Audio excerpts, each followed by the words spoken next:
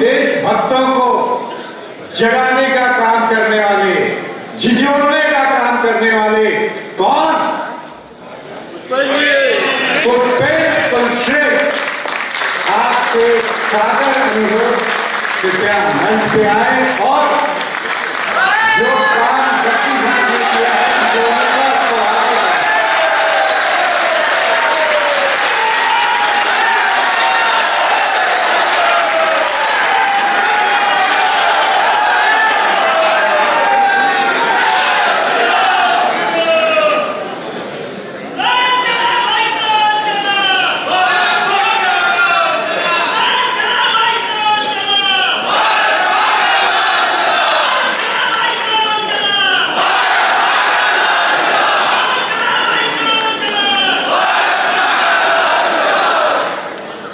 सबका बहुत बहुत धन्यवाद। इस हॉल की जो लोग भी व्यवस्था देख रहे हैं, मेरी उनसे विनती है, दरखास्त है, मेरे और काशी के लोगों के बीच में अंधेरे की आवश्यकता नहीं है।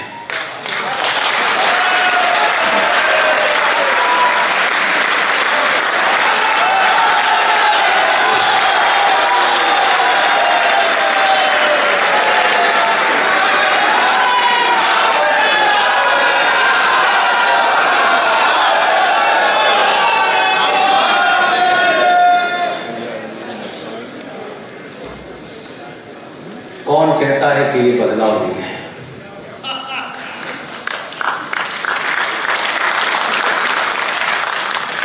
किसको इस बात की चिंता है कि हिंदुस्तान का सनातनी बदल नहीं सकता? 71 साल का एक नौजवान 25 साल के नौजवान से कह रहा है कि तू जनसंख्या नियंत्रण की चिंता मत कर, तू सिर्फ कर।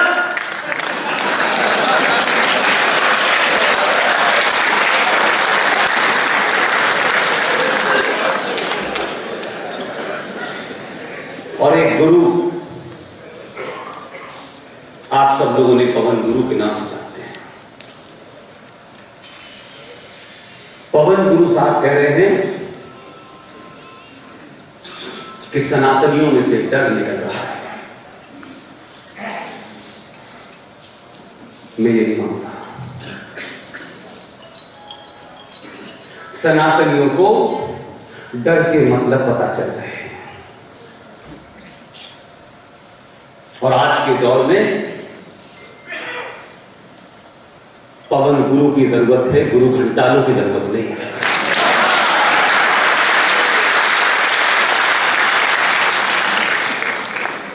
जो दिन में दिल्ली विश्वविद्यालय में पॉलिटिकल साइंस पढ़ाते हैं और गाजियाबाद में एक एकांत जगह में गुरुकुल खोल करके शास्त्र और शास्त्रों की विद्या देते हैं। इसलिए एक लंबे कालखंड के बाद ये जो भक्ति काल था हमारा, जब हमने संकटों से निपटने के लिए भक्ति का सहारा लिया, तमाम लोग आए, चाहे वो सूर हो, मीरा हो, तमाम लोग आए। हर कालखंड में अपने दुश्मनों से लड़ने के लिए आपने रास्ता निकाला, क्योंकि आपके पास उतने ही साधन थे। लेकिन भक्ति काल समाप्त हो चुका है। अब ये काल शक्ति के प्रदर्शन का है। बहुत सारे युद्ध जो दुनिया में लड़े गए, जीडी बख्शी के परिवार में उनके भाई ने 65 का युद्ध लड़ा, खुद जीडी बख्शी साहब ने 71 का युद्ध लड़ा, कर्नल आर एस सिंह साहब ने भी युद्ध लड़ा। युद्ध की एक प्रवृत्ति होती है,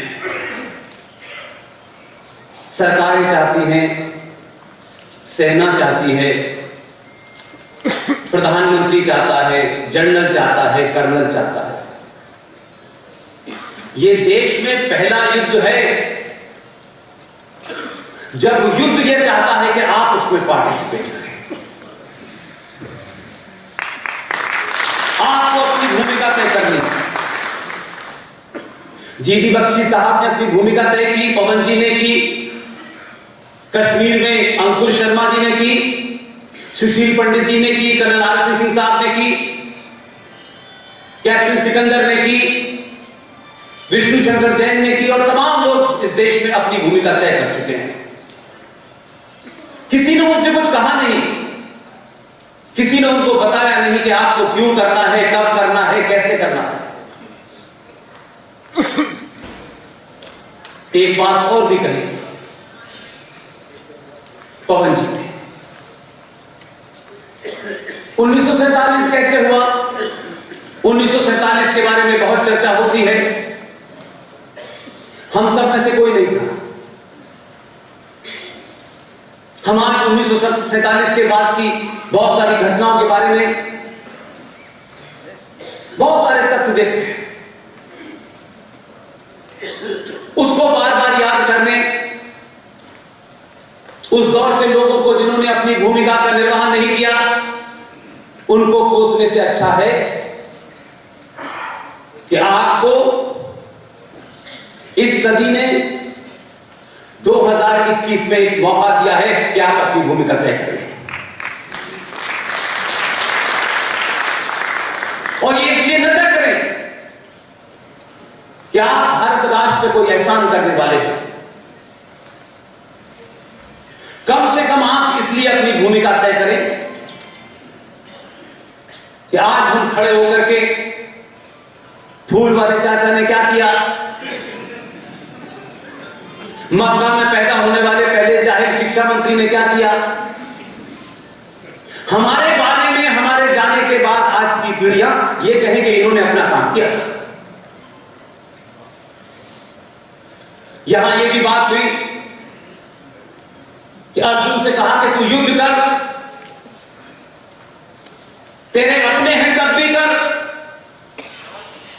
मैं सिर्फ उसमें एक ही लाइन जोड़ना चाहता हूं, अर्जुन तुझे युद्ध करना ही पड़ेगा, भले ही चाहे डीएनए तेरा बराबर वाले का भी एक ही हो।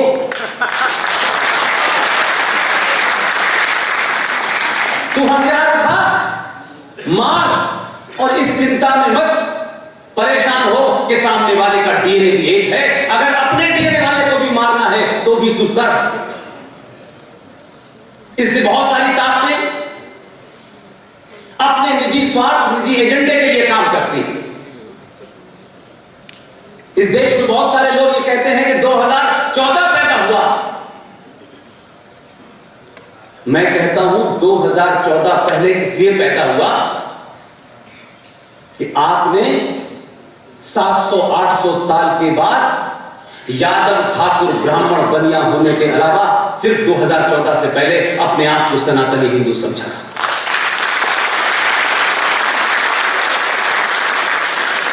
इसमें बहुत कमियां हो सकती हैं, बहुत शिकायतें भी हो सकती हैं, लेकिन इन शिकायतों के कहने, बोलने और चिल्लाने का समय नहीं है। बहुत लंबे कालखंड के बाद आपको अपने होने का एहसास हुआ है, आपको अपने पूर्वजों का एहसास हुआ है, आप कौन थे इसका एहसास हुआ है, आपको सही इतिहास जानने की जिज्ञासा पैदा हुई है, आपको अपने शत्रु का बोध हुआ है। इस लम्हे को, इस घड़ी को तरह तरह के जुमले और नारों से नष्ट होने मत दीजिए। समय मिला है, इसका पूरा सदुपयोग कीजिए। हम सब की कोशिश सिर्फ इतनी है कि 5 साल में जब आपको एक चांस मिले तो घर से निकलते वक्त यह सोच के जाइएगा कि हम जो बटन दबाने जा रहे हैं इससे हमें जीएसटी में छूट कितनी मिलेगी, इनकम टैक्स में स्लैब कितनी मिलेगी, पेट्रोल का भाव कितना है, प्यास का भाव कितना है, ये मुद्दे जब तक संसार में मनुष्य रहेगा चलते रहेंगे। बटन दबाने से पहले ये जरूर सोचिएगा, क्या आपको देश बचाना है, सरकार बचानी है या राष्ट्र?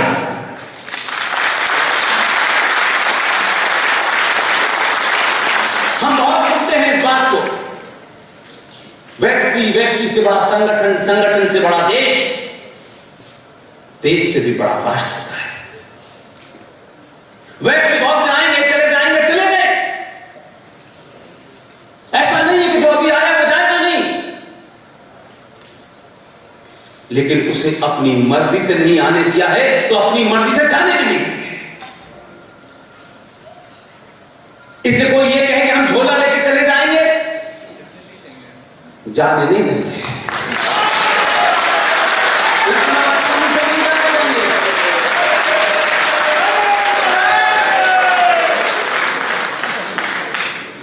और ये बात तथ्यों पे कह रहा हूं। आप सब जानते हैं कि इस मंच पे जितने लोग बैठे हैं, न इनका किसी राजनीतिक दल से कोई संबंध है, न सत्ता के किसी पद के लाने की दौड़ में है। इन सब के मूल में अगर कोई एक ही चिंता है, उसका नाम है राष्ट्र।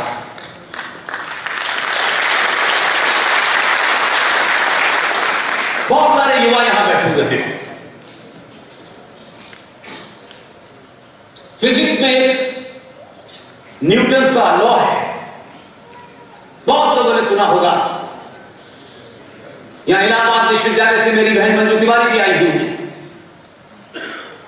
या मुंबई से गुबिल शाह भी यहां आए हुए हैं, या कटक से शंभुनाथ शाह भी आए हुए हैं। कौन सी ऐसी वजह है कि मुंबई से बड़े बड़े धनाढ्य लोग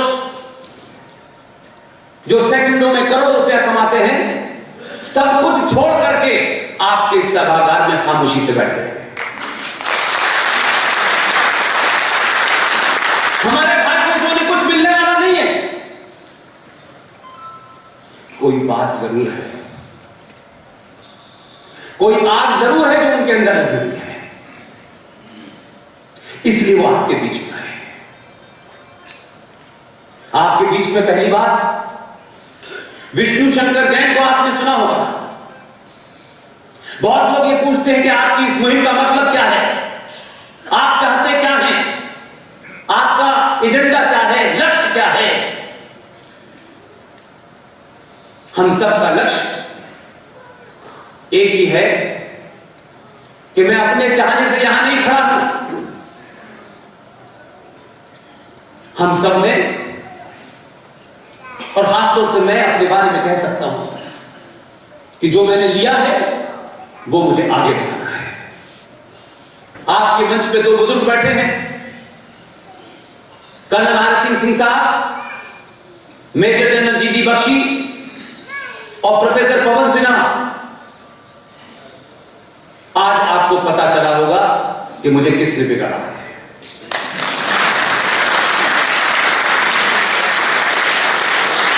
मेरी ये जिम्मेदारी है कि मैं इस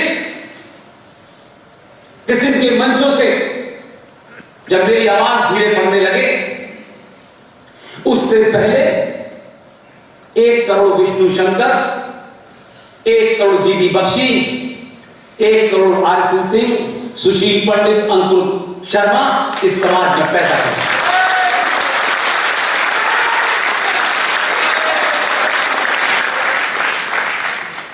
यह बहुत अच्छा लगता है कहते में कि एक विद्वान थे, उनके बाद कोई विद्वान पैदा ही नहीं हुआ। तेंदुलकर के बाद कोई तेंदुलकर नहीं पैदा हुआ, लता मंगेशकर के बाद कोई लता मंगेशकर नहीं पैदा हुई। इसमें किसका दोष है?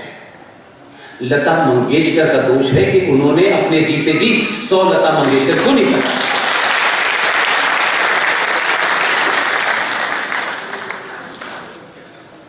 यहां यह भी कहा गया, टॉलरेंस की बात बताई गई। हम शब्दों को अपने मन मुताबिक न समझें। सहनशीलता और कायरता में जमीन आसमान का फर्क होता है। इसलिए एक बात उस रेफरेंस में कह करके, एक मां जो दुनिया की सबसे बड़ी सच्चाई है, उसमें कोई डिबेट नहीं हो सकती। उसे एक शब्द में अगर आप, एक वर्ड में अगर आप परिभाषित करें तो दुनिया की सबसे बड़ी सच्चाई है मां। और वो जो मां जब बच्चा आंखें खोल के थोड़ा देखने लगता है, जिस भी पुरुष की तरफ उंगली उठा के कह देती है ये तेरा बाप है, बच्चा कभी प्रमाण पत्र नहीं मांगता, इसे विश्वास। इसका एक संदर्भ है, जिस भारत माता की जय के हम नारे लगाते हैं, जिसे आप कहते हैं ये 15 अगस्त 1947 को आजाद हुई, लाखों 11 से 20 लाख लोगों के हत्या के बाद ये 15 अगस्त 1947 आपको देखने को मिली। उस लहूलुहान भारत माता के सीने पर कुछ दलाल और चाटुकार बैठ गए। जब वो मां ये बताना चाहती थी कि तुम्हारा असली पिता कौन है, उन्होंने शोर मचा के कहा नहीं नहीं नहीं, ये नहीं है, ये है चरखे वाला।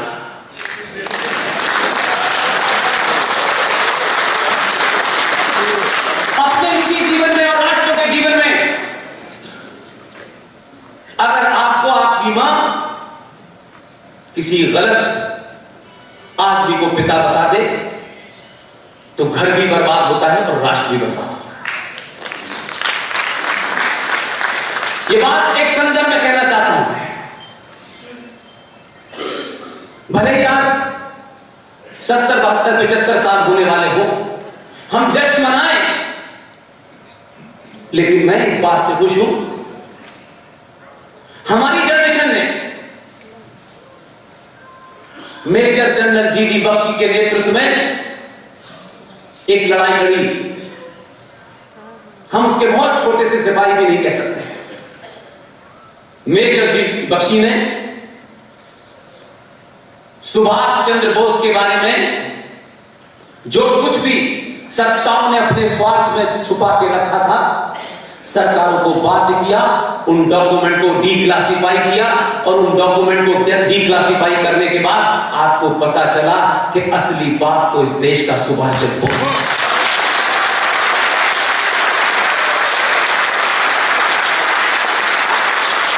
और जब आपको बात का पता चल गया तो आप बदल गए, और यही चेतना ने 2014 पैदा किया। इसलिए जो लोग साइंस की बहुत बात करते हैं उन्हें Newton's third law of motion पढ़ना चाहिए। और साइंस के साथ जो खिलवाड़ करता है वो 1400 साल पहले ऊंट की पीठ पे खड़े होकर खजूरी तो होते बस।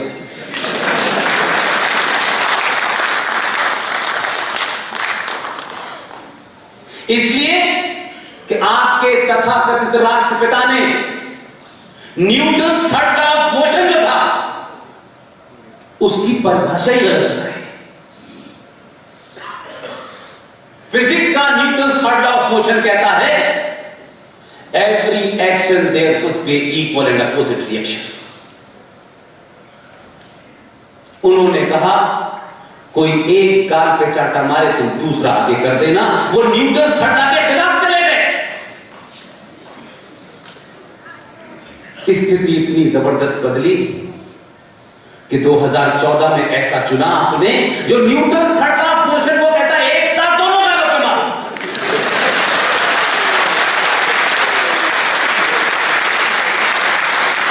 और कितनी ताकत से मारे उतनी ताकत से ही देना, यही सही Newton's third law of motion की डेफिनेशन है। इसलिए मेरा सिर्फ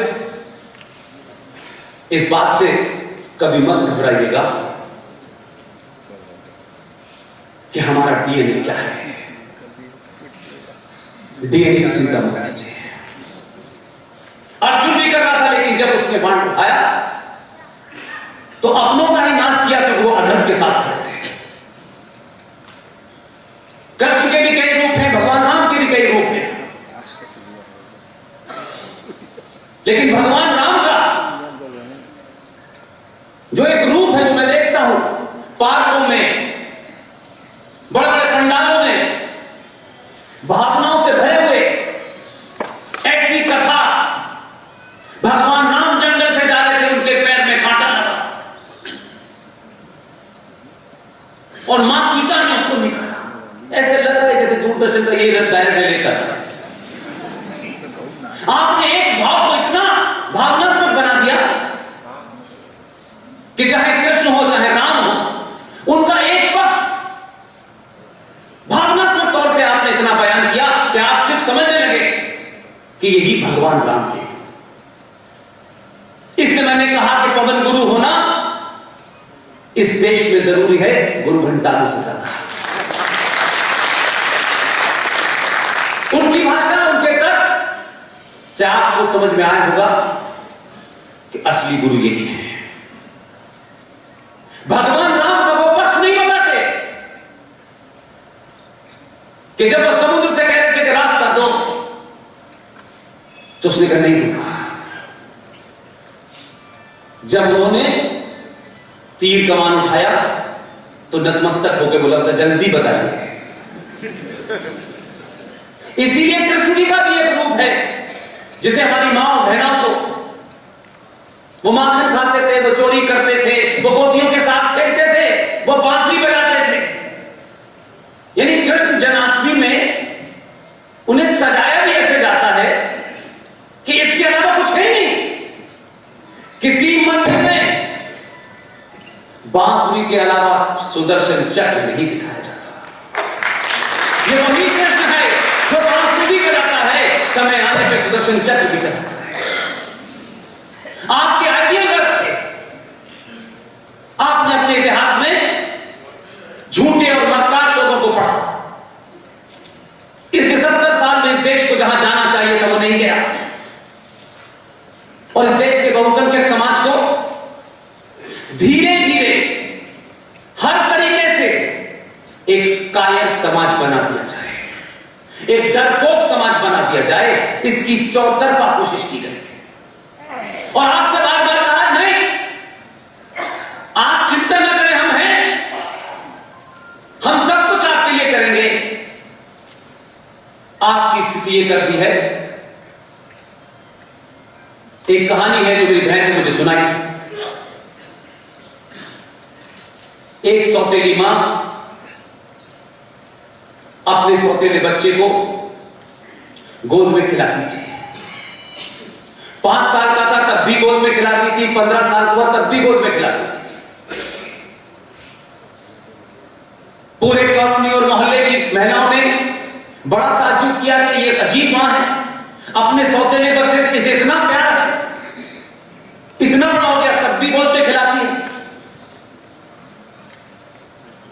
लोगों ने पूछा कि भाई पता करो क्या बात है।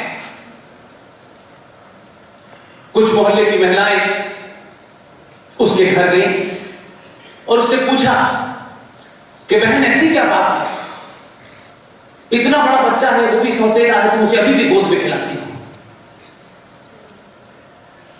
उसने जवाब दिया, मैं इसे गोद में नहीं खिलाती, मैं चाहती हूं कि यह अपाहिज हो जाए। और यह अपाहिज इसलिए हो जाए कि जब मेरी संतान पैदा हो तो उसके सामने ये सिर्फ घुटनों के बल चल के भीख मांगे रिजर्वेशन की।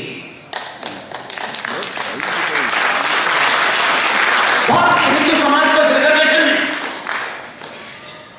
2 रुपए किलो चावल, 1 महीने का बिजली फ्री, अपाहिज बना दिया है, लड़ने की क्षमता समाप्त कर दी है। और अब आप सिर्फ सरकारों से रियायत मांगते हैं, इसमें ये रियायत मिल जाए, उसमें वो रियायत मिल जाए, इसके अलावा आपका कोई एजेंडा नहीं है, हमारा कोई एजेंडा नहीं है। आप ये क्या क्या हमें देने वाली है। हमारी जाति के कितने मंत्री बनेंगे, हमारे इलाके के कितने मंत्री बनेंगे, हमारा सरकार गठन में इससे ज्यादा बोली नहीं है। और बटन दबाने के बाद घर चले जाते हैं, सरकार करेगी जो करना है। एक जागरूक समाज, एक चेतन समाज सरकार को कुर्सी पर बैठने नहीं देता। और आप खामोश रहे, इसलिए इस देश में एक नहीं कई कानून ऐसे हैं। छोड़ दीजिए संविधान में क्या लिखा है, बाबा साहब अम्बेडकर के संविधान की चर्चा थोड़ी देर के लिए छोड़ दीजिए। औरंगजेब ने क्या किया वो भी छोड़ दीजिए, बाबर ने क्या किया ये भी छोड़ दीजिए। आजाद भारत की संसद में इतने कानून बने, मैंने इस पे चर्चा हिंदू सनातनी समाज में नहीं देखी। आपके विरुद्ध बने, आपको नष्ट करने के लिए बने, आपके अस्तित्व को समाप्त करने के लिए बने, लेकिन हमारा इससे क्या एजेंडा है, प्यास सस्ती हो जाए। इसी समाज ने दिल्ली के अंदर दिल्ली राज्य की एक सरकार इसलिए गिरा दी कि प्याज के दाम बढ़ गए। हम कहां से चले थे कहां आ गए। लेकिन बात करेंगे हम तो आचार्य चाणक्य की बात करेंगे, विष्णुगुप्त की बात करेंगे।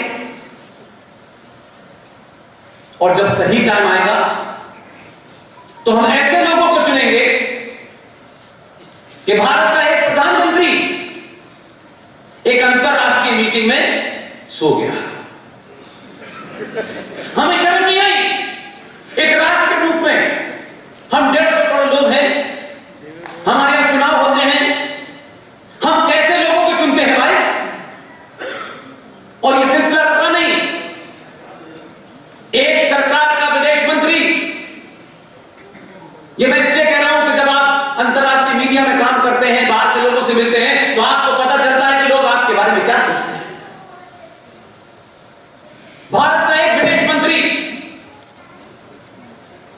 यूएनओ की एक मीटिंग में जब उसकी बारी आई कि भारत के प्रधान विदेश मंत्री को अपना वक्तव्य देना है, उठे, मंच पे गए और वक्तव्य पढ़ना शुरू किया। आधा पन्ना पढ़ने के बाद विदेश मंत्रालय का एक सेक्रेटरी भागा, बोला आप पुर्तगाल का भाषण पढ़ रहे, भारत का ये।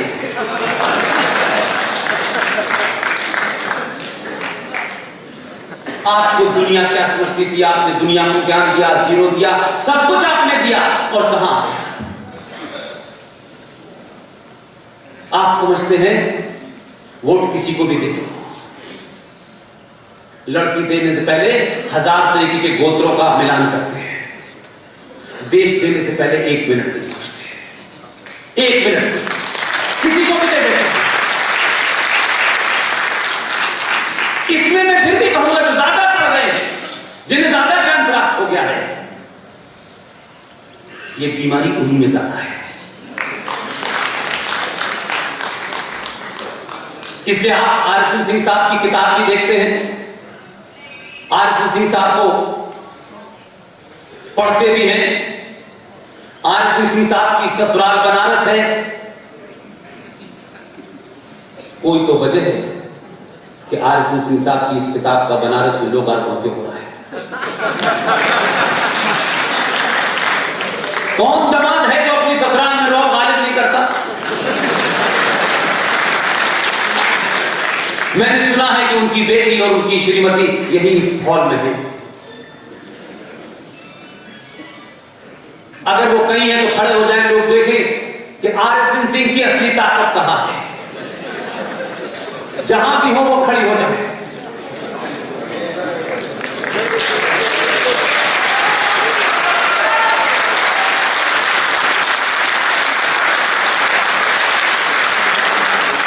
इसलिए अगर घर में शांति रहेगी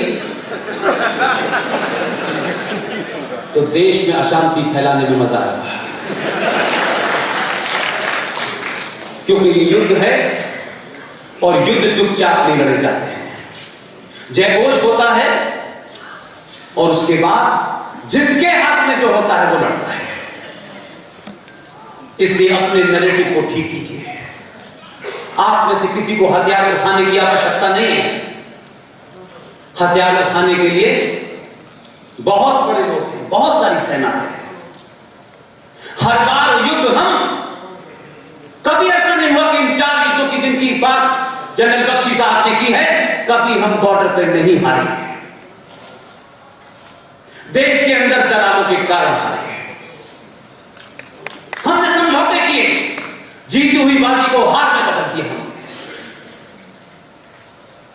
क्योंकि हमें रघुपत राघव राजा राम, पति के पावन राम, अल्लाह ईश्वर तेरो नाम, सबको सम्मति दे भगवान। बुद्धि उसी की भ्रष्ट हो गई थी। जो हमारा भजन है, जो हमारा असली भजन है, अपने स्वार्थ में उसमें अल्लाह को घुसड़ दिया। अल्लाह की घुसना नहीं चाहता, लेकिन हमने आओ तुम भी आओ उस्मान भाई, ये बीमारी हमें है। हमें अच्छा दिखना है, कोई माने या न माने। घर से निकलेंगे लोग क्या कहेंगे, ये कपड़े कैसे पहने लोग क्या सोचेंगे, तिलक लगा के जा रहे हो तुम्हारे बारे में क्या सोचेंगे। बदलाव देखिए। 1995 में एक प्रधानमंत्री थे, पुर्तगाल गए। पुर्तगाल के अंदर वहां के एनआरआईज ने एक छोटा सा मंदिर बनाया था। वहां के लोगों ने कहा कि आप आए हैं, इस मंदिर का इनॉग्रेशन कर दीजिए। उनके ऊपर संविधान इतना हावी था, उन्होंने कहा मैं सेकुलर स्टेट का प्रधानमंत्री हूं, मंदिर का उद्घाटन नहीं करूंगा। 1995 से 1914 इतिहास के पैमाने में एक छोटा सा घड़ी के बराबर होता है। आप जिस दिन बदले, तब सत्ता पे ऐसा आदमी बैठा। 2014 में चुनाव जीतने के बाद लोग माइकल जैक्सन की कंट्री में जाके सलाम बजाते हैं सबसे पहले अंकल सैम को। वो नहीं गया। इसलिए जब आपके बीच में कोई आदमी, वो आपकी जाति का है नहीं है, वो छोटा है बड़ा है, वो क्या पहनता है, वो क्या खाता है, ये महत्वपूर्ण नहीं है, वो राष्ट्र के लिए क्या करता है, यही महत्वपूर्ण है बस।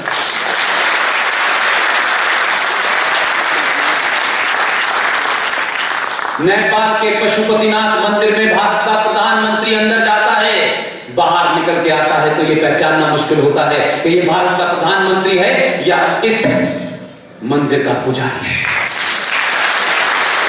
वो तिलक भी लगाया था, गमछा भी डाले था, रुद्राक्ष भी डाले था। उसने चिंता नहीं करी कि लोग क्या कहेंगे। तुम्हें जो सोचना है सोचना, मैं अपनी पहचान तुम्हारे लिए नहीं बदलूंगा। ये छोटी बात नहीं है। उसकी आस्थाएं वो निजी हैं। वो प्रधानमंत्री कार्यालय में बैठेगा तो उसको कार्य दूसरा करना होगा, तब उसकी कोई पहचान नहीं है। और ये सिलसिला मैं अपने जीवन में 25-26 साल के पत्रकारिता के कैरियर में 4-5 लोकसभा चुनाव मैंने देखे। लोग अपने घर में बैठ करके चाहते हैं कि बदलाव हो जाए, नहीं होता। सड़क पर निकलने से पता चलता है कि बदलाव क्या होता है। मैंने कभी नहीं देखा। 5-5 लोकसभा चुनाव मैंने गुजर गए, वही मुद्दे, वही बातें, वही घोषणा पत्र, वही स्टाइल, वही एजेंडा। इस संचार क्रांति ने आपको बदला, इसलिए कुछ सिलसिला ऐसा चल पड़ा है कि कुछ लोगों ने 2014 में कहा ये जीत गया है, इसलिए कि एंटी इनकम्बेंसी हो सकता है। लोग नाराज हो गए हो मनमोहन सिंह से कि वो ज्यादा अच्छे कार्य कर रहे थे, लेकिन आपने पूरी दुनिया को मैसेज दिया है। इसलिए मैं बता रहा हूं कि जीडी बख्शी साहब जब तालिबान की बातें कर रहे हैं, और जो तालिबान के रिश्तेदार इस देश में रहते हैं, उन सबको साफ हो गया है कि सनातनी हिंदू 2014 में जो कमी रह गई थी वो 2019 में पूरी कर देता है। इसलिए आप 800 साल के बाद आप ये चाहते हैं कि 10 साल के अंदर सब कुछ हो जाए। ये नहीं हो सकता। प्रधानमंत्री इसलिए बदलता है कि आप बदले हैं, आप अपने स्वार्थों से ऊपर उठे हैं, इसलिए सत्ता पर बैठने वाले को बोध है, उसको पता है हम एक छोटा सा 504 लोगों का परिवार चलाते हैं तो हमारी जान सूख जाती है।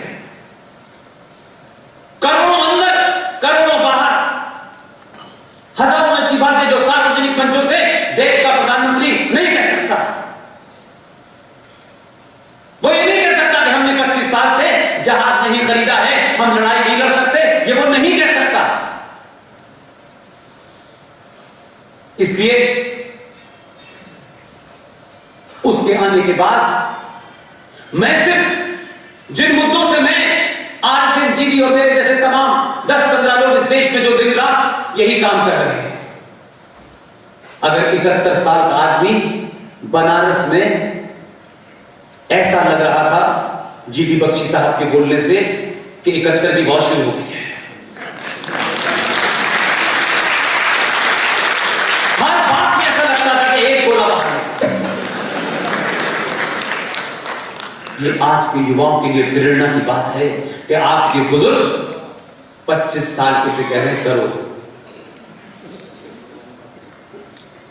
लिहाजा मैं मानता हूं कि 2019 आपने पैदा किया तो दुनिया को पहली बार एहसास हुआ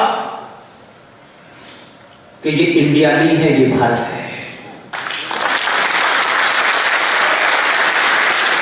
ये वो भारत है जिसे दुनिया आपको देखती है, जिससे पूरी दुनिया में आपकी यश पताका फैली हुई है, पूरी दुनिया में आपका गुणगान होता है। इसीलिए दुनिया के लोग आपके यहां आए। इसीलिए उनका ही कहना है, वही कहते हैं, उन्हीं के अखबार कहते हैं, उन्हीं के लोग कहते हैं कि जो इस्लामिक आतंकवाद है जो 1400 साल पहले मक्का से चला था, अगर इससे कोई डिसाइसिव लड़ाई लड़ सकता है उस देश का नाम भारत है।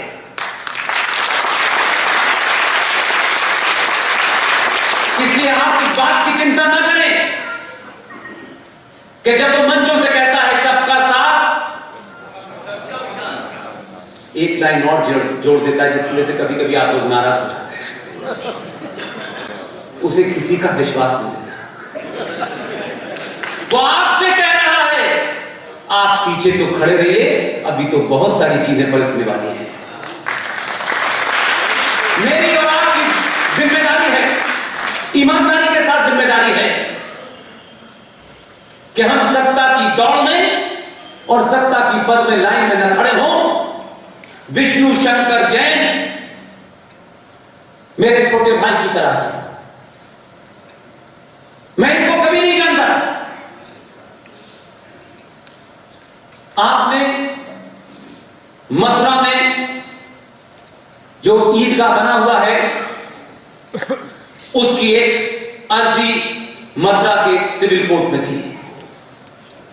शाम को इंग्लिश के टेलीविजन पर डिबेट में बैठे थे। इनके तर्क, इनकी रेफरेंस, इनके फैक्ट, वो जो आया है हैदराबादी बिरयानी वाला, उसकी समझ में नहीं आया। एक जवाब विष्णु शंकर जैन के तर्कों पे नहीं दे पाया।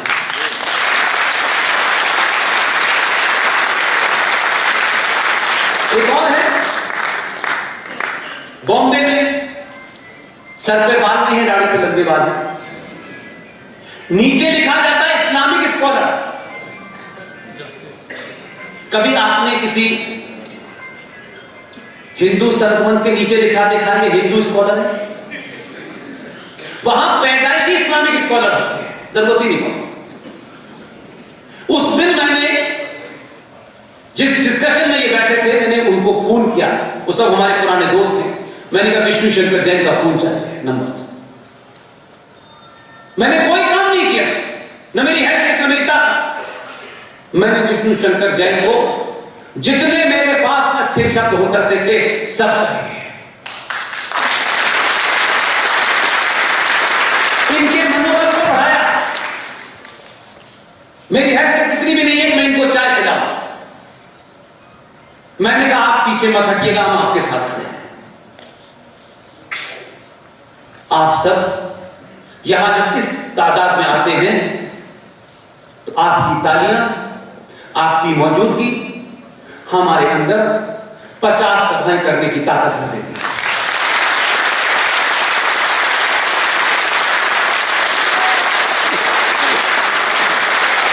इसलिए इतना ही जरूरी है इस वक्त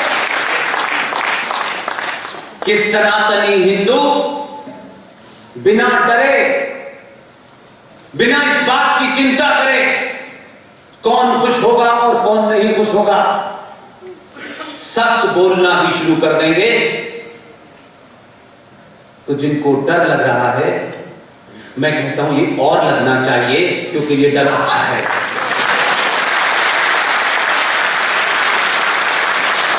आपको कुछ नई बात नहीं कहनी है।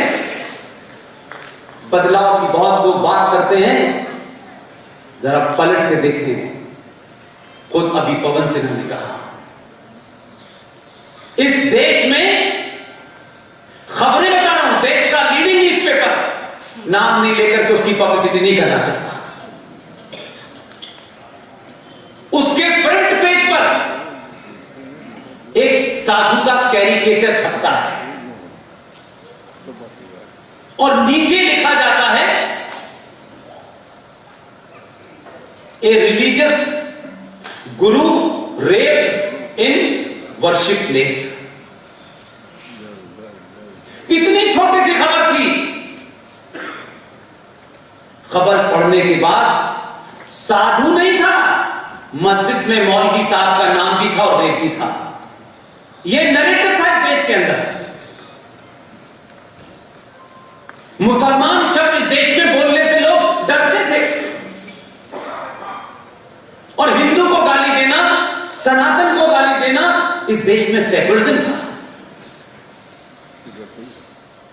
जीडी बख्शी साहब चैनलों पे 3-3, 4-4 घंटे ऐसे नहीं बैठते। ये उस जगह को खाली नहीं छोड़ते कि जिहादी आके बैठे। और उनको भी पता है जब तक जीडी और आरएसएन टेलीविजन पर बैठे हैं हमारी ताल गलने वाली नहीं है।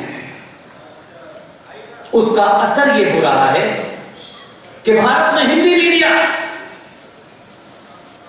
जो सिर्फ सरकारों की चापलूसी करता था, विज्ञापन कितने मिलेंगे इसलिए एक ही पन्ने पर 2 प्रतिद्वंदियों को एक साथ जिता देता था, इंग्लिश मीडिया का no no no no no no. आज की डेट में देश का अंग्रेजी का सबसे नंबर 1 चैनल सिर्फ एक आदमी ने तय किया कि मैं अपने एजेंडे से नहीं हटूंगा, चाहे मेरा चैनल को कम विज्ञापन मिले। यह एक्सपेरिमेंट हुआ। उस एक्सपेरिमेंट का नाम है रिपब्लिक भारत।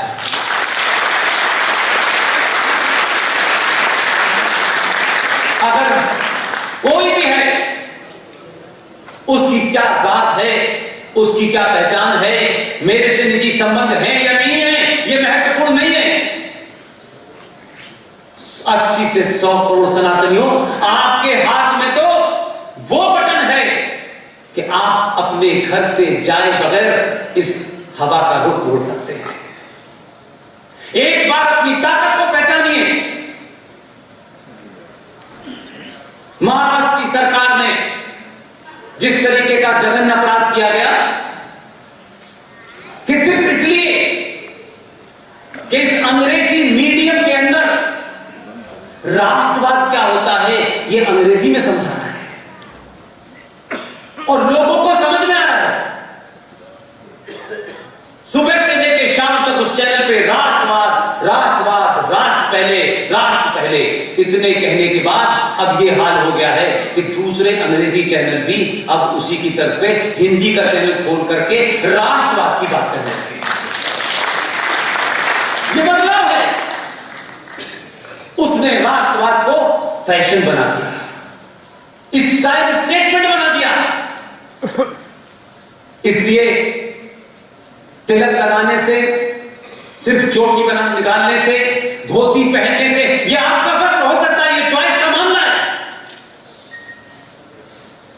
इसलिए हजारों ऐसे लोग पैदा कर दिए जो पैंट शर्ट में भी संतों का काम कर रहे हैं। तो भूषण वेशभूषण में मत जाइए, तथ्यों पे जाइए, तर्क पे जाइए, लॉजिक पे जाइए, रेफरेंस पे जाइए। और उसका असर यह है कि आपने कहा सिर्फ दिल्ली में क्यों बदलाव हुआ। हमारे पास भी एक दीवाना है, हम उस पर एक्सपेरिमेंट करेंगे। आपने किया,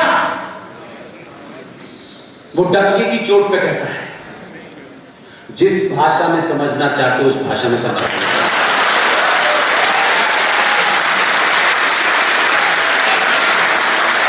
बहुत लोगों ने पूछा कि कितनी भाषाएं जानता है ये।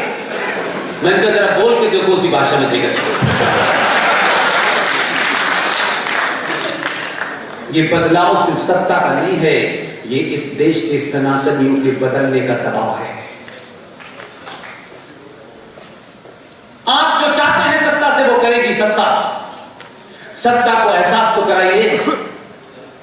सत्ता पे जिस मकसद के लिए बैठाया है, अगर उसमें से कोई काम नहीं हुआ तो सवाल भी करेंगे और फिर दोबारा तुम्हें बैठाएंगे, और दोबारा तुमने नहीं किया तो दोबारा बैठाएंगे, तुम्हारे झूठ बोलने के सारे रास्ते बंद कर देंगे और तुम्हें करना है। इसलिए इस बदलाव को सिर्फ मेरे तेरे अपने अपने स्वार्थ में मत देखिए। हम सब में से किसी का कोई स्वार्थ नहीं है, लेकिन इतिहास में जब वर्णन होगा, आपकी जनरेशन आएगी तो कहेंगे लोग स्वार्थी लोगों ने अपने नफे नुकसान के हिसाब से सत्ता को गिरा दिया क्योंकि उनके निजी स्वार्थ नहीं पूरे हो रहे थे। सब कुछ करिए, ब्राह्मण रहिए, ठाकुर रहिए, बनिया रहिए, यादव रहिए, दलित रहिए, जो कुछ होना है रहिए, लेकिन ये जाति की पहचान आपके घर की देरी से बाहर नहीं आनी चाहिए। जब घर की चौखट पार करें, अपने आप को सनातनी समझे, इसके अलावा कुछ न समझे। इसलिए 1400 साल पहले मक्का में एक मजहब पैदा हुआ। उसके पैदा होने की भी डेट है, उसके पैगंबर की भी डेट है। वो कब पैदा हुए, कब चले गए। 2000 साल पहले जो आए थे उनकी भी डेट है, उनके मरने की भी डेट है। यह प्रकृति का नियम है, इसे दुनिया का कोई आदमी नहीं बदल सकता। जो पैदा हुआ है वो मरेगा। उसकी मौत किसके हाथों निश्चित है यह पता नहीं है। सनातन न पैदा हुआ है, इसलिए सनातन कभी मर नहीं सकता। अनंत काल तक, जब तक ये ब्रह्मांड, ये सृष्टि, ये यूनिवर्स है, तब तक सनातन रहेगा। और आप आज कहते हैं डीएनए की बात, किसका डीएनए जानना चाहते हैं? जो प्रॉफिट मोहम्मद के,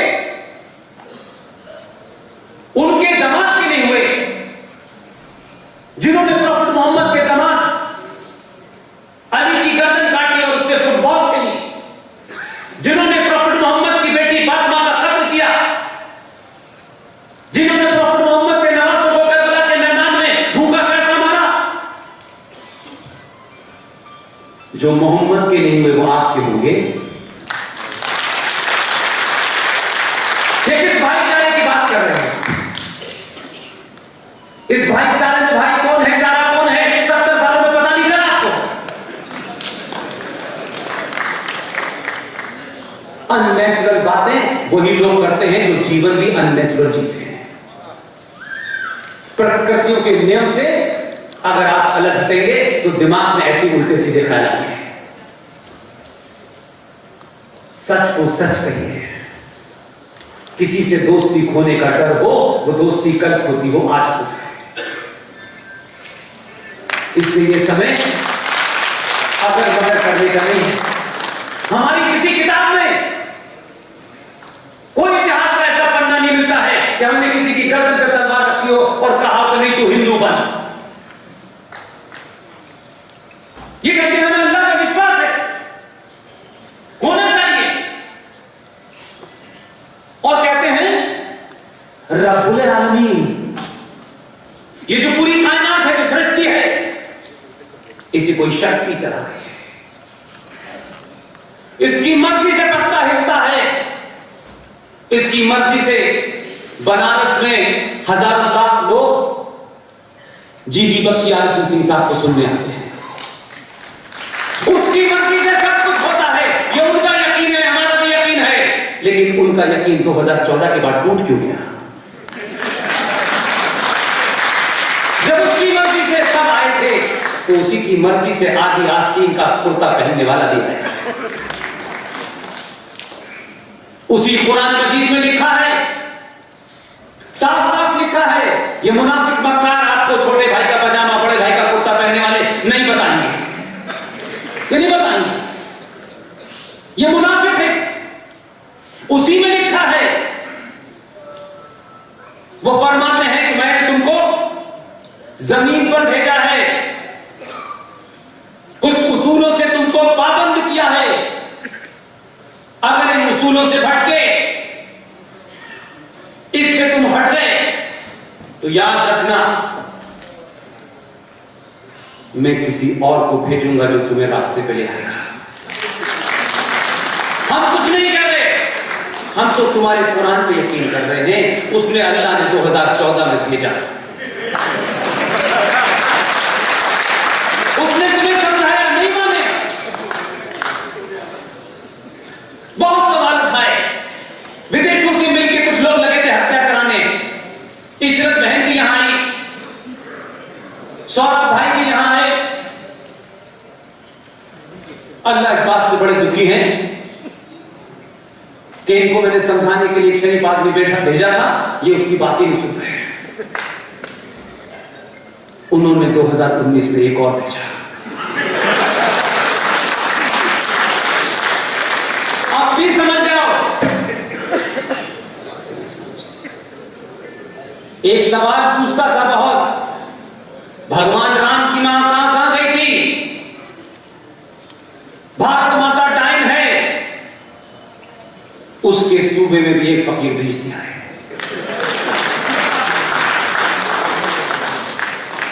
इसलिए सत्ताओं के बदलने से पहले समाज का परिवर्तन जरूरी है। और आज पूरी ताकत लगी हुई है, ये दोबारा से ना आ जाए। ये समय किसी अगर मगर का नहीं है।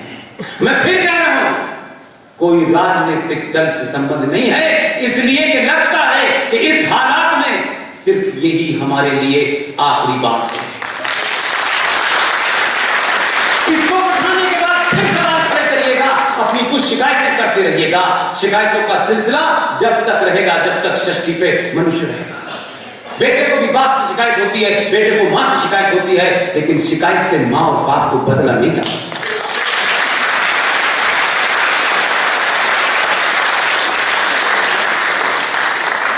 इसलिए आंतरिक खतरों में बहुत सारे ऐसे खतरे हैं। इसलिए 1946 का रिजल्ट और 16 अगस्त 1946 को यूनाइटेड बंगाल के अंदर शहीद हुसैन सोहरावर्दी का डायरेक्ट एक्शन जरा याद कीजिए। 16 अगस्त 1946 को बंगाल के सूबे में डायरेक्ट एक्शन किया। 15,000 हिंदुओं का एक तरफा नरसंहार हुआ और मात्र 1 साल के बाद पाकिस्तान 21 लाख लोगों की लाशों पर हो गया। हम जानना नहीं चाहते, हम सुनना नहीं चाहते, हम अवॉइड करना चाहते हैं, क्योंकि हम चाहते हैं कि हम देखें ना, न देखेंगे तो उससे शेर भाग नहीं जाएगा। और फिर हमने वही रट लगाना शुरू किया। तरह तरह के नए नए जुमले लाए जा रहे हैं। जब सनातन हिंदू समाज अपने होने पे गर्व करने लगा है, अपनी पहचान से शर्माता नहीं है, तब कुछ लोग आपको अजीब कसीब का पाठ पढ़ा रहे हैं, किसी गलतफहमी का शिकार होते हैं। बहुत आए बहुत गए, ये ध्यान रखिएगा। ये लम्हा आपको हजारों साल तक आपके खोए हुए पुरुषार्थ को जगाएगा। इसलिए आपकी खामोशी, आपकी चुप्पी ने और सारे समाज का सत्ता पर निर्भर हो जाना कि सत्ता ही की यह जिम्मेदारी है कि वो शाम को आके गृह मंत्री आपका घर पूछे कि पंडित जी आप ठीक से सो गए, मैं जाऊं। हमारी अपेक्षा ये है और बहुत जल्दी है, रातों रात है। ऐसा नहीं होता। इसलिए आप जब सोए, जिसका जिक्र विष्णु शंकर जैन ने किया है, उनके बोलने से, बात करने से मैंने पहली बार किसी इस तरीके के मंच पे उनको बोलते देखा है। मुझे लगता था कि पता नहीं पब्लिक स्पीकिंग में वो कितना बेचारे घबरा ना जाए, but I am proud of you. जितने बेहतरीन अंदाज में, शब्दों के सिलेक्शन में, शब्दों की मर्यादा का ध्यान रखते हुए विष्णु शंकर जैन ने अपनी बात कही है। I am highly interested.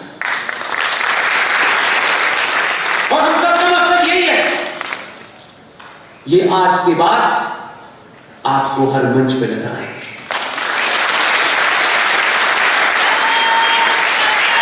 इनको सत्ता में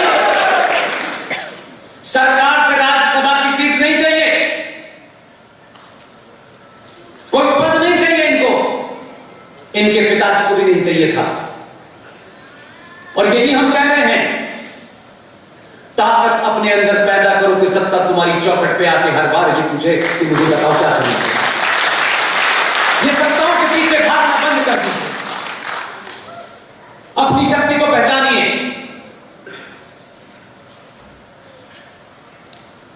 जो मुंबई में बैठ करके तरह तरह की फिल्में बनाते हैं, कभी कोई तांडव बनाता है, कभी कोई पीके बनाता है, और आप शिकायत करते हैं।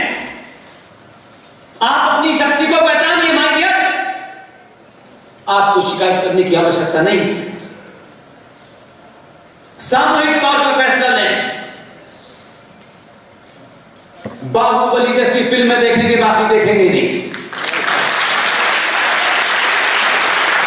जो हमें अपने इतिहास का बोध कराती है, हमारे अंदर शौक पैदा करती है। भारत की महिलाएं, मेरी मां बहनें, जिस दिन ये तय कर लेंगी कि कुछ सालों के लिए सोना नहीं पहनना है, सिर्फ लोहा पहनना है, सब ठीक हो जाएगा।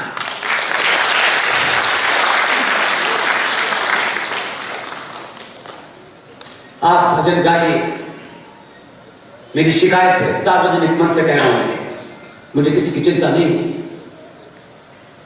हजारों लाखों लोगों के आस्थाओं को आप भजनों के माध्यम से, कीर्तन के माध्यम से, राम कथा के माध्यम से इकट्ठा करते हैं। हजारों गांव की भोली भाली महिलाएं राम कथा सुनने जाती हैं। ये राम कथा करते करते ये मौला कहां से पैदा हो जाता है। ये किसको मूर्ख बनाते हैं आप? आपसे किसने कहा है सेक्युलर होने के लिए? ये झूठ बोलने के लिए आपसे किसने कहा है? आप इनका बहिष्कार करिए। इसलिए आपके समाज में बहुत सारे पुरुषार्थी मौजूद हैं। आपने चाहा तो ये 10, 15, 20 जो है करोड़ों में तब्दील हो जाएंगे। इसलिए आप जय श्री राम का नारा उस वक्त तक न लगाएं जब तक काशी में नंदी के सामने जो कचरा पड़ा है वो साफ न हो जाए।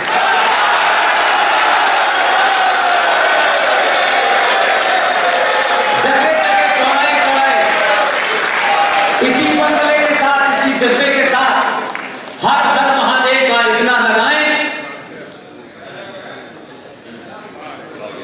कि वो कचरा ढह जाए। कोर्ट में लड़ाई करने के लिए बहुत लोग मौजूद हैं। कोर्ट कचहरी से देश चलता है, राष्ट्र नहीं चलता। ये कोर्ट में मुकदमा कर दिया है, ये फैसला आएगा, 150 साल में एक मंदिर मिलेगा, 1.5 दिन में चाहिए। कोई गलतफहमी नहीं होनी चाहिए। एक बार भरोसा करके तो देखिए, आपने भरोसा किया, इसी देश की सर्वोच्च न्यायालय ने कई ऐसी पिटीशन भी सुनी जिसमें यह कहा गया भगवान राम तो है ही नहीं, लेकिन इतने मक्कार हैं वो, रामनवमी की 9 दिन की छुट्टी लेते हैं। छुट्टी के बाद कोर्ट में कहते हैं राम पे चर्चा करेंगे, आइए। आपकी ताकत ने सत्ता का मिजाज साफ कर दिया, और सत्ता पे दबाव था तो सत्ता को जो खेल करना चाहिए था वो उसने किया। जैसा बोले 40 दिन में दूंगा, जल्दी देना चाहता, अभी देना चाहता। ये आपकी राष्ट्र की शक्ति है, ये आपकी शक्ति है। इसलिए अपने मुद्दों से मत भटकिए। 2 रुपए किलो चावल, और जिन्होंने तलवार के जोर पे शलवार पहनी थी वो आपको डरा नहीं सकते। जिनके बाप दादाओं ने डर के शलवार पहन के भाग गए थे वो आपको डरा रहे हैं। आप अपने बाप दादा के बारे में बताइए कि जब नहीं डरे तो इन शलवार वालों से डरेंगे। ये डराएगा, इसलिए अपने होने पे गर्व कीजिए, शर्माइए मत। राजनीति, सत्ता, सरकार, न्यायपालिका, पुलिस राष्ट्र के एक हिस्सा है जिसे आप देश कहते हैं, उसका छोटे छोटे इंस्टीट्यूशन है, ये सब कुछ नहीं है। इसलिए देश सुरक्षित है। जो जीडी बख्शी साहब कह रहे हैं वो देश की बात करते नहीं है, वो राष्ट्र की बात करते हैं, क्योंकि देश के एक भूमि का टुकड़ा है, उसकी रक्षा के लिए सेना लगी हुई है। और बताइए कोई ऐसा समय आया हो कि भारतीय सेनाओं ने देश की 1 इंच जमीन किसी को लेने दी हो। यह बात अलग है कि उन्होंने जीती, दलाल नेताओं ने शिमला में बैठ के वो वापस आए। इसलिए देश खतरे में नहीं है, राष्ट्र खतरे में है। राष्ट्र मेरी आस्थाओं से, मेरे परंपराओं से चलेगा, मेरी मान्यताओं से चलेगा। एक कायर और डरपोक समाज जब कुछ सब कुछ सत्ता से चाहता है तो सत्ता उस कायर समाज को जानती है कि ये 100 करोड़ लोगों की भीड़ है, किसी का कुछ बिगाड़ नहीं सकते। अभी आपको समझा रहे थे विष्णु भाई कि एक मामले में तो आपको अपील की परमिशन ही नहीं है, और दूसरे मामले में वो कहीं तक जा सकते हैं। मैं आपको एक छोटा सा किस्सा बता रहा हूं। जो समाज गिनती में कम है, नंबर में कम है, उनकी सामूहिक शक्ति को पहचानिए। जरूरी नहीं है कि सब कुछ आप सीखेंगे, कभी कभी शत्रु से भी सीखना चाहिए। दिल्ली के अंदर एकमात्र भारत में ईमानदार मुसलमान है। ये कंट्राडिक्टी लग रहा होगा आपको, ये विरोधाभास लग रहा होगा आपको।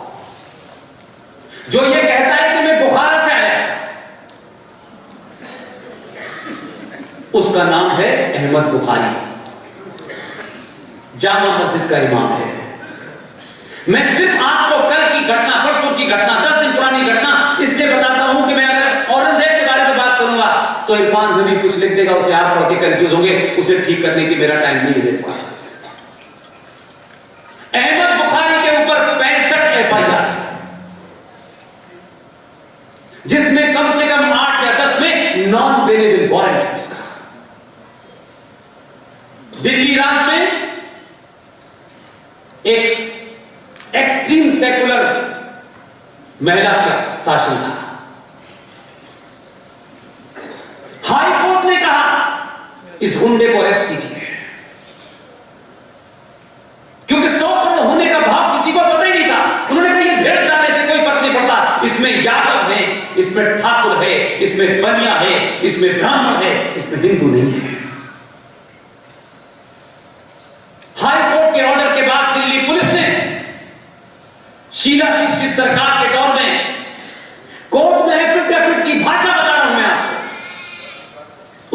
देखा, अगर हमने इनको गिरफ्तार किया तो दंगा हो सकता है। आज तक गिरफ्तार नहीं हुआ। वो जानते हैं काले कोट वाले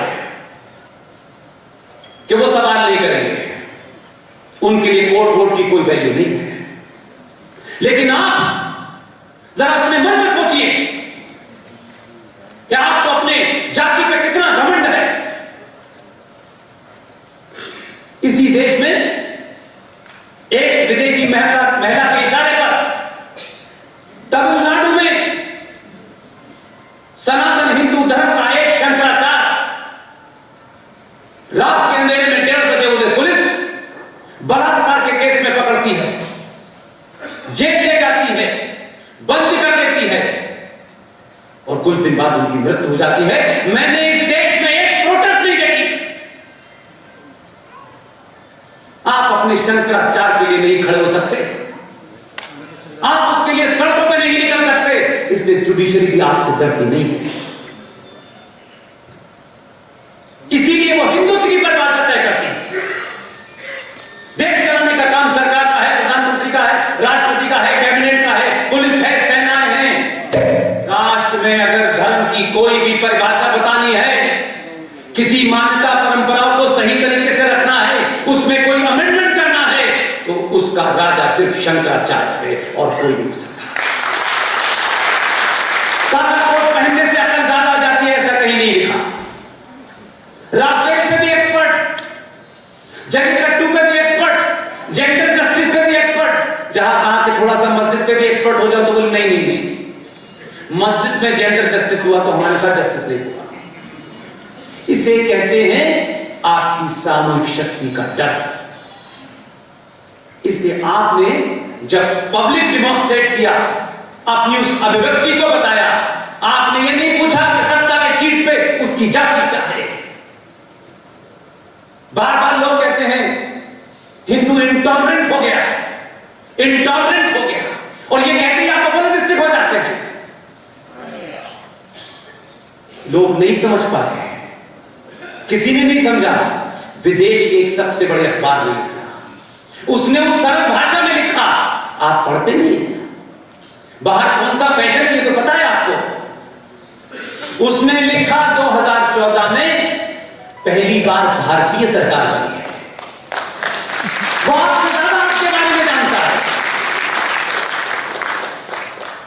इसलिए आप शायद कंफ्यूजन में हैं।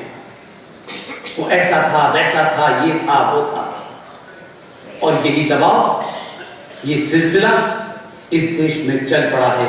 जो भी ताकतें वो कितनी मजबूत हैं मैं नहीं जानता, लेकिन फिर भी उनकी गिनती 2, 3, 4 करोड़ होगी, 100 करोड़ नहीं है। जीडी बख्शी साहब ने यहां शंख के साथ जितने मिसाइल और बम दागे हैं, ये कोई आसान काम नहीं है। इस उम्र में लोग इस वक्त तक सो चुके होते हैं। अगर ये सब लोग यहां पहुंचे हैं और इन्होंने मुझे बिगाड़ा है, तो हजारों को बिगाड़ने की जिम्मेदारी मेरी है। हम आपसे कोई ऐसी बात नहीं कहेंगे कि आप सहिष्णु हैं, आप इंटॉलरेंट हैं। जो भी कहता है वो मक्कार है और धूर्त है। हम टॉलरेंट और इंटॉलरेंट में कंफ्यूजन कर रहे हैं। देश का प्रधानमंत्री कहता है कि हमें गंदगी के प्रति इंटॉलरेंट रहना है। इसमें क्या बुरी बात कही? क्या कूड़ा घर अपने घर में बनाते हैं? क्या घर में गंदगी में रहते हैं? लेकिन आप सिंबॉलिक चीजों पे जाते हैं, जो उसका मकसद है वो नहीं समझ पाए। जीडी बख्शी समझ गए। इस देश में जो कचरा है, मानसिक तौर पे उसके खिलाफ लड़ाई लड़ी है। जो इस देश को गंदा करने पे तुले हुए हैं, जिनका ख्वाब है अल्लाह जाने कौन सी किताब पढ़ी हुई है, दिन भर शौक है मुसलमान बनने का रहता है, दिन भर चलते फिरते मुसलमान, मुसलमान इस्लाम, कुरान, शरिया, दारुल हरब, दारुल इस्लाम, सब चाहते हैं। क्या चाहते हो? हमसे पूछो, मूर्खों, जाहिलों, 1400 साल में सुई नहीं बनाई तुमने, सुई नहीं बनाई। और हमसे कर रहे हो क्या? काफिरों से। ये यहूदी भी काफिर हैं, ये हिंदू भी काफिर हैं। वो जो ज्ञान देने अफगानिस्तान में, उसी काफिर की गन से लड़ रहे हैं, खुद से गन नहीं बनाई थी। खुद इतने अक्लमंद है कि 2021 में हवाई जहाज के परों को लटक गए, उनका इसी में चले जाए। ऐसा लगता है 1400 साल पहले खजूर तोड़ने की बीमारी भी तक नहीं है। हमसे सवाल कर रहे हो यार। हमने अगर सवाल का जवाब पूछ दिया तो बड़ी शर्मिंदगी होगी तुम्हें। हमें अपने अल्लाह पर, उसे आप अल्लाह कह लें, मैं उसे ईश्वर कहता हूं, उस पर पूरा यकीन है कि उसने जैसा बनाया है, कुछ सोच के आंख कहीं लगाई है, नाक कहीं लगाई है, उंगलियां इतनी बनाई है, ये सोच समझ के किया है। जैसा बनाया है वैसे ही वापस जाते हैं। इनसे पूछिए, हमने देखी न बनाई होगी तो मुसलमान न होते।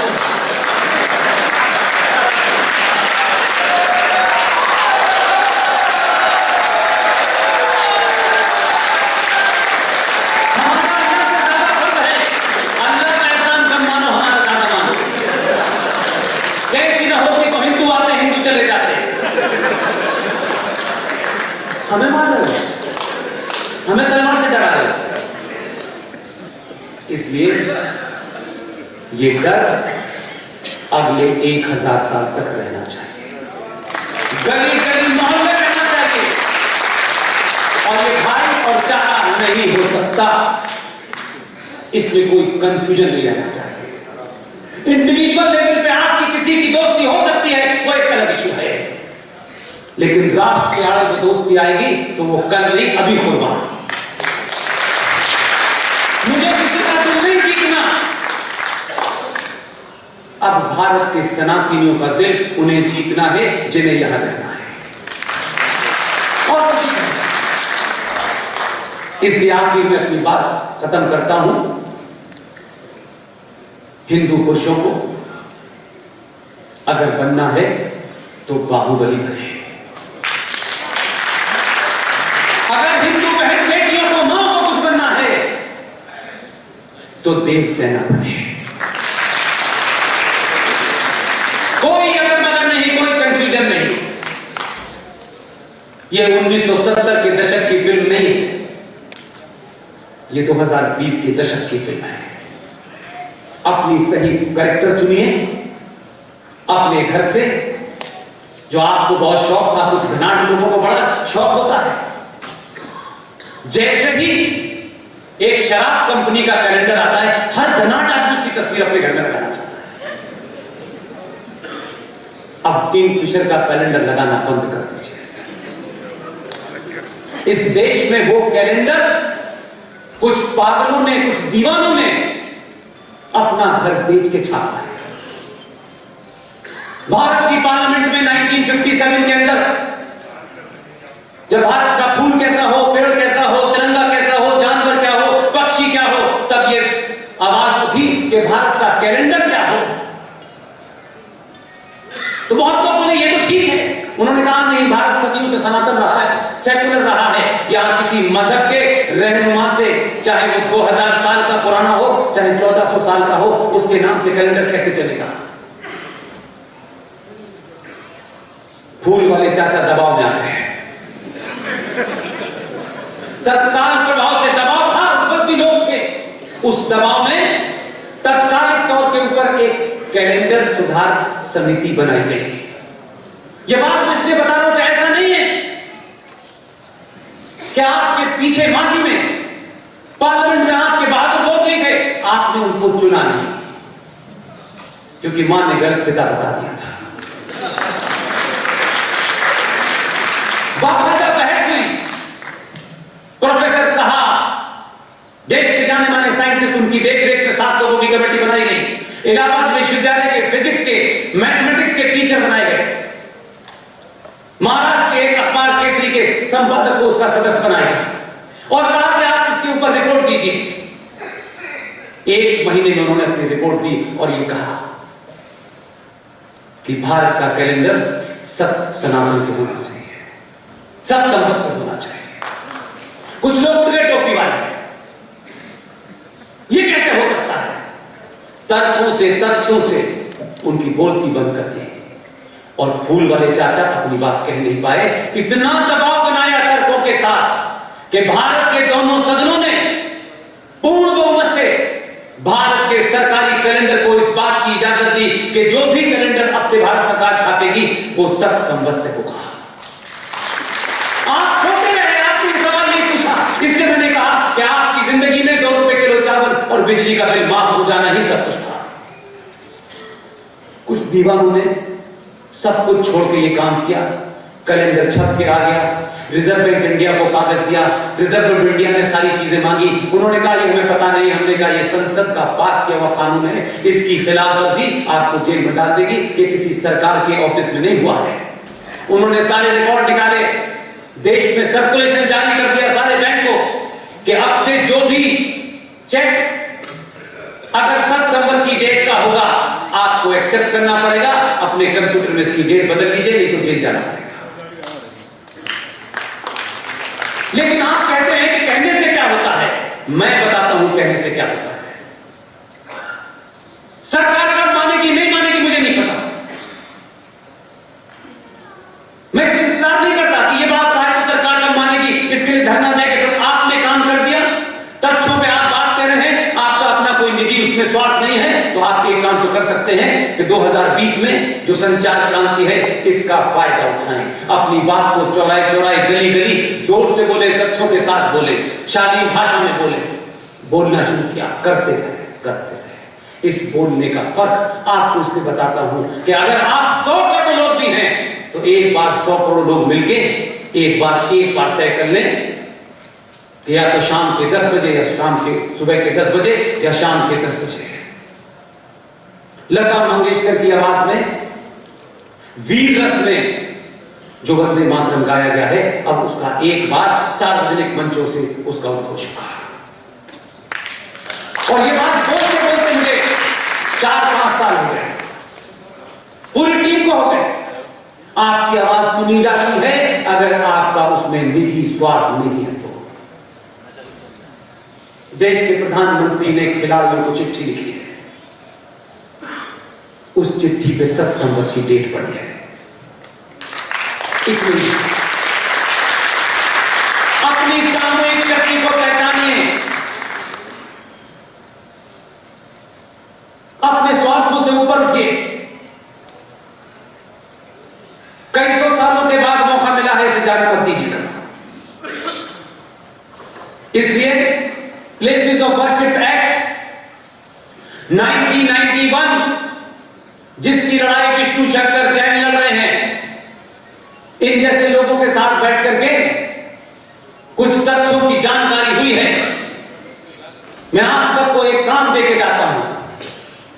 अगर आपका इस मंच में जितने लोग भी बैठे हैं, अगर सबके प्रति 1% भी कोई भरोसा है तो मुझे यकीन दिलाइए कि आप इस बात को तथ्यों के साथ कम से कम 10 लोगों को बताएंगे।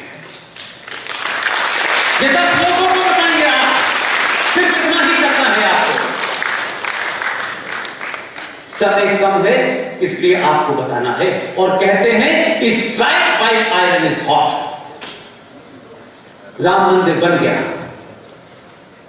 प्लेसेस ऑफ वर्शिप एक्ट 1991 जब बन रहा था तो यह कहा गया कि 15 अगस्त 1947 को इस्लामिक जिहादी आक्रांताओं ने जो 30,000 से ज्यादा मंदिर तोड़े हैं उसमें से सिर्फ अयोध्या को निकाल देते हैं और बाकी को हम मोरेटोरियम कर देते हैं कि जो 15 अगस्त 1947 को उनका स्टेटस था वो यथास्थिति रहेगी। अब इसका बहाना लोग लेते हैं, सत्ताएं लेती होंगी। सत्ताओं के बारे में एक गलतफहमी अपने दिमाग से निकाल दीजिए कि सत्ता पर बैठने से ज्ञान का कोई संबंध नहीं है। ज्ञान अलग चीज है और कुर्सी अलग चीज है। ये दो अलग अलग चीजें हैं। अगर समाज जागरूक होता है तो सत्ताओं तक अपनी बात पहुंचाने का तरीका आपको आना चाहिए। भारत का संविधान एक धारा के तहत 254 ब्रैकेट में 2, अगर यहां कोई लीगल बैठे हो तो ध्यान दें इस बात पे, 254 ब्रैकेट में 2, यह धारा इस बात की आपको इजाजत देती है कि अगर केंद्र ने कोई ऐसी चीज पास कर दी है जो आप अपने राज्य में नहीं चाहते हैं। प्लेसेस ऑफ वर्शिप एक्ट 1991 पूरे देश में लागू है, लेकिन 254 ब्रैकेट में 2 यह धारा आपको एक रास्ता देती है कि आपकी राज्य सरकार, इत्तेफाक से यहां भी जो लोग हैं गेरुए वस्त्र में, दिल्ली में भी हैं, और आपके सामने यह संकट नहीं है कि राष्ट्रपति कोई दूसरा है, वो भी सब कुछ संवैधानिक कह रहा हूं मैं। आप उत्तर प्रदेश में चुनाव की घोषणा होने से पहले इतना शोर मचाइए और राज्य सरकार से कहिए 254 ब्रैकेट में 2 इस धारा के तहत विधानसभा में एक प्रस्ताव लाइए।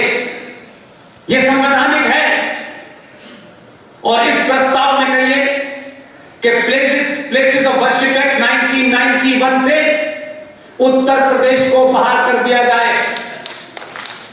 इस प्रस्ताव को आपकी राज्य सरकार पास करेगी और उस पर जैसे ही राष्ट्रपति के साइन होंगे, प्लेसेस ऑफ वर्शिप एक्ट के माध्यम से ये जो काशी में नंदी के सामने कचरा है,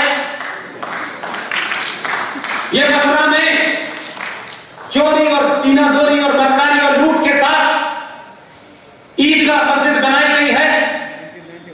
प्लेसेस ऑफ वर्शिप एक्ट के तहत कोई 100 से ज्यादा मंदिर उत्तर प्रदेश में हैं, तत्काल प्रभाव से वो नगरीकरण हो जाएगी।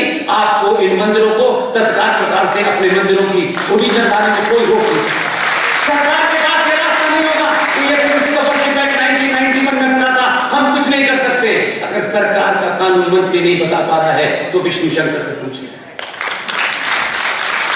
ये रास्ते से बात खत्म हो जाएगी, ये लंबा झगड़ा न चलाएं और ये एग्रीमेंट न करें।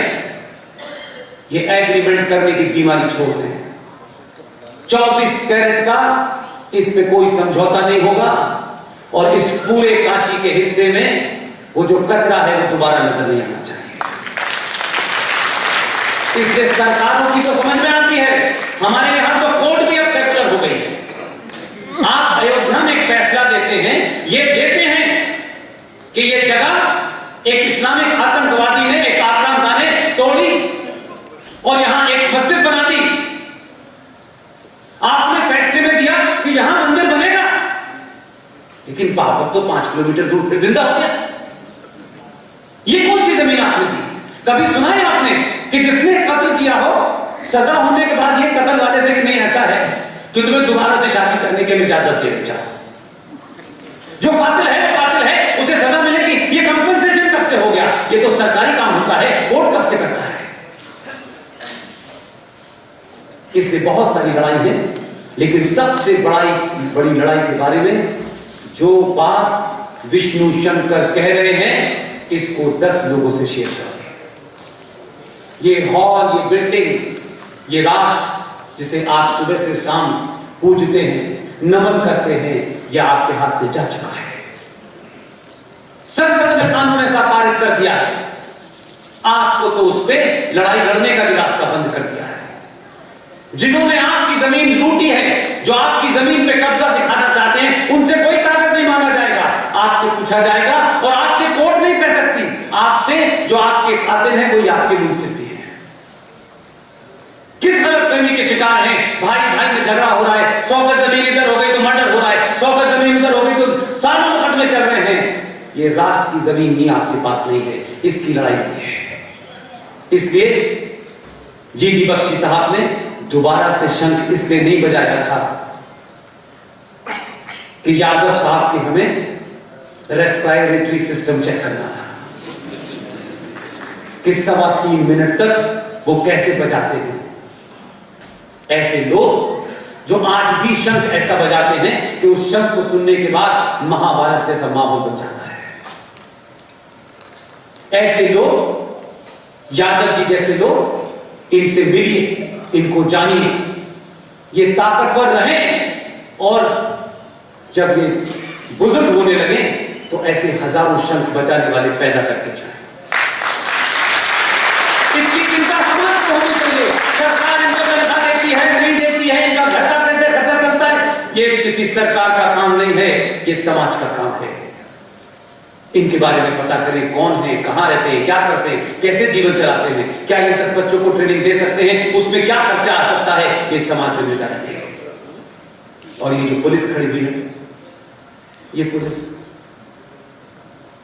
इसके बारे में भी विचार करें। ये किसी न किसी के भाई हैं, किसी न किसी के बाप हैं, किसी न किसी के पति हैं। जो इस देश में हो रहा है, जो गली गली हो रहा है, जो कश्मीर में हो रहा है, जो केरल में हो रहा है, जो बंगाल में हो रहा है, सनातनी और जिहादियों के बीच में एक ही दीवार है जो ये वर्दी पहने हुए हैं।